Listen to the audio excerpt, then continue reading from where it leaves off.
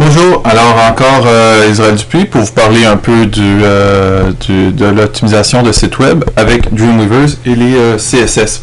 Donc, dans la première partie du tuto, on a vu comment concevoir le site. Alors, on est rendu avec quelque chose comme cela ici. Voilà, donc on est rendu avec une interface semblable. Ok, donc dans le deuxième tuto, donc maintenant, ce que je vais vous montrer, c'est que je vais vous montrer comment travailler avec ça, donc pour que ce soit probablement un peu plus plaisant à regarder avec les CSS, par exemple, ok, à l'intérieur de Dreamweaver, puis comment rajouter des images à l'intérieur de ça.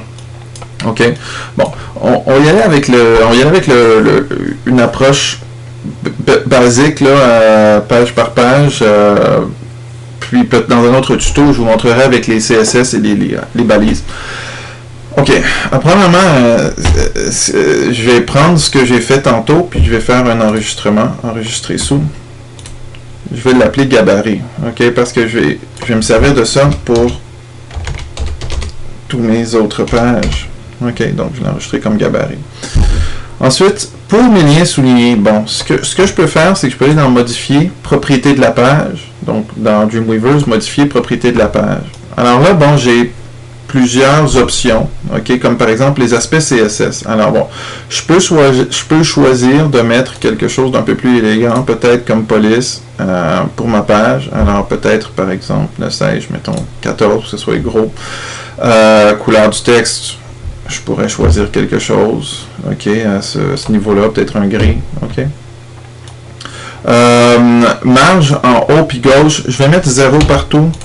Ça va empêcher qu'il y ait, vous savez, la petite marge tout partout autour du site web que je vais optimiser.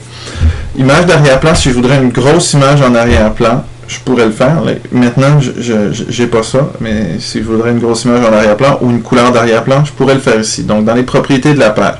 C'est pas l'idéal, c'est mieux avec les CSS, comme je vais le montrer dans notre tuto, mais bon, mal pris, on peut y aller et ça va marcher quand même.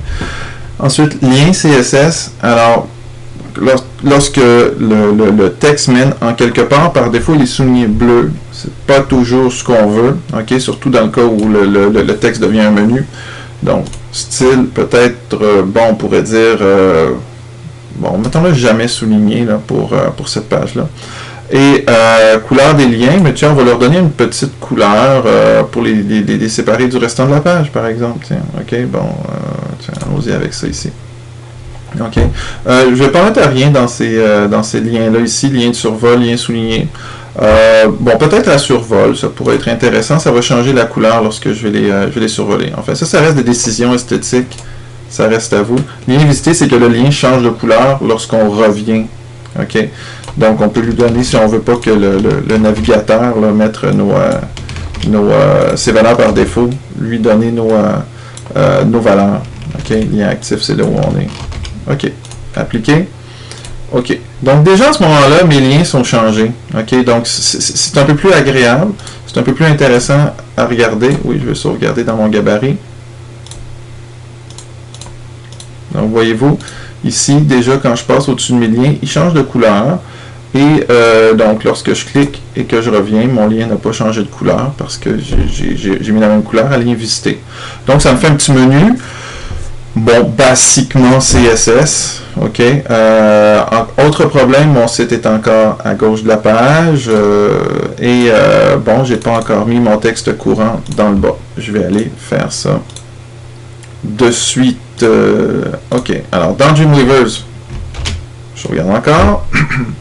Ok, alors je voulais mettre moi un petit texte descriptif sous mon image. Alors, quand j'ai optimisé, il y avait un carré blanc que je vais supprimer, ok.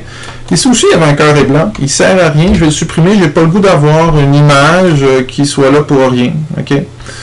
Alors, simplement ici, dans ma zone que je viens de créer, je vais aller copier un texte.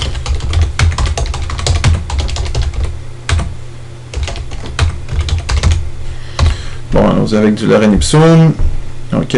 Là, c'est sûr qu'avec les CSS, je pourrais vous montrer à faire des marges et tout. Ça fera l'objet d'un autre tuto. Pour le moment, on va faire un retour pour le centrer. Bon, ok.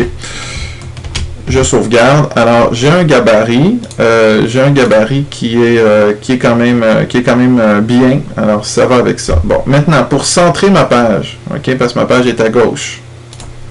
Bon. Là, j'ai un peu pas le choix d'aller dans les CSS, ok, parce que pour centrer ça, alors, je vais aller dans mes CSS.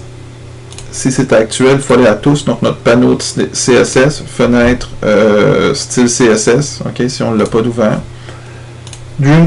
Photoshop, quand il fait des tranches, par défaut, il génère une grosse tranche qui emballe tous les tranches. Cette grosse tranche-là, elle s'appelle tableau 01. C'est sa préférence à lui, là, il l'appelle comme ça. Je vais double-cliquer par-dessus. Et à ce moment-là, je vais aller dans boîte, ok, les attributs de boîte. Et à margin, je vais lui mettre left et right à auto. Souvent, on se mélange, on met align, et c'est pas align, parce qu'align, c'est align le texte. Il faut vraiment aller dans boîte, margin, left, right à auto. Ce que ça fait, c'est qu'automatiquement, il fixe les marges de chaque côté. Positionnement relatif pour ce que mon site se positionne toujours au centre de la page. Okay? Donc, on fait appliquer. D'accord. On sauvegarde notre gabarit. On s'en va voir dans Chrome. Qu'est-ce qu'on a? Pop-up. Mon site est centré. J'ai pas les marges en haut. Donc, moi, ça me va pour le moment. OK. Alors, ça, c'est bien pour ça. OK. On va laisser pour ce tuto. Puis, on va